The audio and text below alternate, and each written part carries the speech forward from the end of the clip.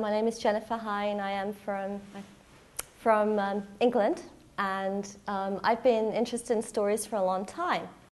I want you to think about a couple of things. One is any questions you have about storytelling, and I want each question to be on a separate sticky, and the other is what brought you here tonight. A lot of your questions seem to be around how do you pick a story? Where do the stories come from?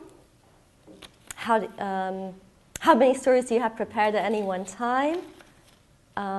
So we will be talking about that, and I'm going to give you examples from my experience of how I pick the stories I like, and also there'll be some information on that in your handout. Then, we have some questions which are more technique, like should a story be a certain amount of time to keep people's attention, which I think is to do with storytelling techniques. And then I guess this one is all about how you learn a story too, as well as what kind of stories. How often do you write your own stories, adapt others, or memorize word for word? So, very excellent questions. And I think we've heard as we've gone around that people have different reasons that brought them here. To learn more about storytelling, to learn techniques, to have a different kind of experience than electronic entertainment, and things that go back to their childhood.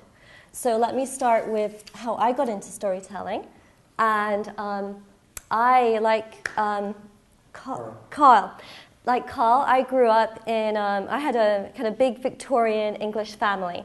And Sunday evenings we would get together and we would kind of have the whole Victorian parlor thing. And people would play music and recite poems and sing songs. And it was always part of my upbringing that we would share stories and kind of keep those alive. And it was one of our traditions.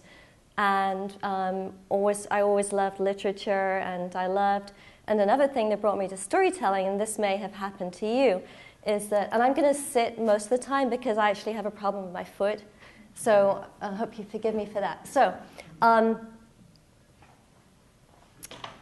babysitter. My babysitter, one of my babysitters, she told the best stories. Her name was Miss Hallam, and she did actually look a bit like a witch. And she had kind of bushy gray hair, and she had a wart on her chin. And she would keep me entertained for hours with her stories. And what was different was, unlike the other adults in my life who would read me books, she would tell the stories. And the stories seemed to come from somewhere else, maybe from her imagination. So those are some things that brought me to storytelling. And I also took a class. I would highly recommend, was you that just took a class? I would highly recommend if you get a chance to take a class. It's a good way to tune your skills, find stories, and actually try it out before you perform for an audience. So we're going to talk a little bit about some things that might help you with that tonight. Okay, I'm going to start with a poem that I learned going back to my childhood and those days with, listening to my babysitter and the Victorian parlor. Okay. So, and this is from a book called Cautionary Tales by Hilaire Belloc. For those of you who don't know Hilaire, anybody here know Hilaire Belloc?